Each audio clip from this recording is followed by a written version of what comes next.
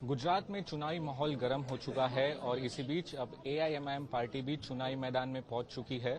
असदुद्दीन ओवैसी फिलहाल गुजरात के दौरे पे है। सर, चुनाव की बात करें उसके पहले गुजरात में हाल ही में अभी दंगे हुए हैं, बहुत लंबे समय के बाद ये दंगे हुए, इस पर आपकी क्या प्रतिक्रिया? नहीं, दंगा और हिंसा इसकी हम कंडेम करते हैं। अब जब ये हुआ है इसकी जिम्मेदारी गुजरात सरकार पर हम आयद होती है। और आप परमिशन देते हैं जुलूस का, और जुलूस में परमिशन के दौरान में इस तरह के नारे क्यों लगाए जाते हैं कि मुल्ले काटे जाएंगे, टोपी वाला फुला होना होगा, देश में रहना है तो नारा लगा ये नारा लगाना पड़ेगा, तलवारें लहराई जाती हैं, ये सब आप क्यों करने देते? और जब हिंसा आपकी वजह से हो जाती है तो आप उसको होते आईबी की रिपोर्ट। आईबी रिपोर्ट तो पहले क्यों नहीं बताए भाई?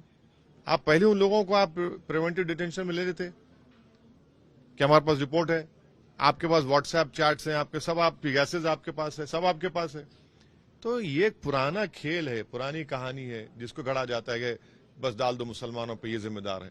अरे भाई, हम पे ही जुल्म हो रहा है और आप हमको ही मुजरिम बना रहे हैं। पुलिस का ऐसा कहना है कि पूरी प्री प्लान तरीके से किया गया था। जितना पुलिस कहानी लिख सकती है ना, उतने हॉलीवुड बॉलीवुड के राइटर भी स्टोरी नहीं लिख सकते ऐसा। पुलिस के साथ सरकार मिली हुई है और पूरी वो ही रिस्पॉन्सिबल। सरकार जिम्मेदार है, पुलिस इंडिपेंडेंट नहीं है, सरकार जिम्मेदार है। सरकार की नाकामी को छुपाने के लिए ये सब कहानियां घड़ी जाती हैं। क्या चुनाव के मद्देनजर ये सब हो रहा है? क्या हो सकता है कि चुनाव के लिए सब पोलराइज करने के लिए किया जा रहा है।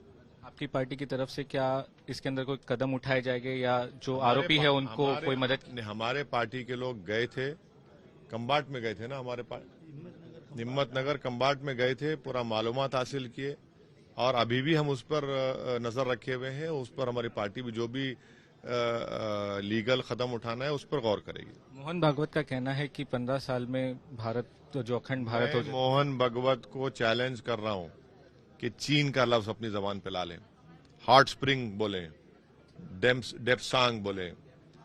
पिछले 1.5-2 साल से चीन भारत की जमीन पर बैठा हुआ है। ये क्या कौन सी देशभक्ति आरएसएस के चीफ की कि जिस जमीन पर हमारी आर्मी पेट्रोलिंग करती थी वहां नहीं कर पा रही है? आप चीन का नाम नहीं लेते। और हम देश के प्रधानमंत्री से पूछना चाह रहे, क्या बांग्लादेश को अब ले लेंगे भारत में? क्या श्रीलंका को भारत में ले लेंगे? बर्मा को ले लेंगे, भूटान को ले लेंगे, अफगानिस्तान को ले लेंगे? अब ऐलान कर दीजिए ना, पार्लियामेंट में ऐलान कर दीजिए, चलिए देखते हैं क्या होगा फिर। 15 साल में? अरे नहीं, 15 साल क्यों? आपके पास 300 एमपी, आप ऐलान कर दीजिए पार्लियामेंट में, चलिए मानसून सेशन में ऐलान कर दीजिए कि हम सब ले रहे हैं, इनको लेकर देखिए, चलिए बोलिए ना, क्यों नहीं बोलते? क्यों आप देश को धोखा देते हैं? जब चीन हमारी जमीन पर बैठा हुआ है उसकी बात क्यों नहीं करते आप?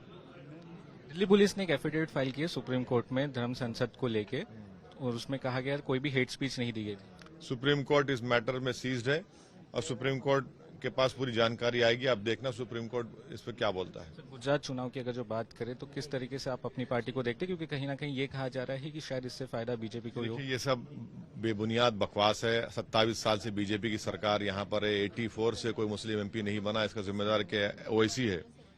हम इलेक्शन लड़ते हैं किसी को जिताने हराने के लिए नहीं। हमारा मकसद एक ही है कि गुजरात में मुस्लिम समाज, दलित समाज, कमजोर समाज की एक लीडरशिप बने, इसमें कोई बुरी बात नहीं है। और हम कोशिश यही करेंगे कि इन गरीब मजलूमों की आवाज गुजरात की विधानसभा में जाए, उनकी तकालीफ को उठाए, उनके कोई लिए लड़े। हम तो खाली ये बेनामी की लीडरशिप है जो ना मुंह खोलती ना हरकत करती, बल्कि मुर्दों की तरह बैठे हुए हैं। तो हम यहाँ पर आए हैं और जहां कहीं भी जाते हैं यही हमारी कोशिश है और जनता के मुद्दों को उठाते रहेंगे। आजान को लेकर काफी कुछ कहा जाएगा क्योंकि वाराणसी में जिस तरीके से हनुमान चालीसा, कौन रोक रहा है आपको? पढ़िए, आप पढ़िए, अच्छा है, सुबह में सबको उठाइए आप।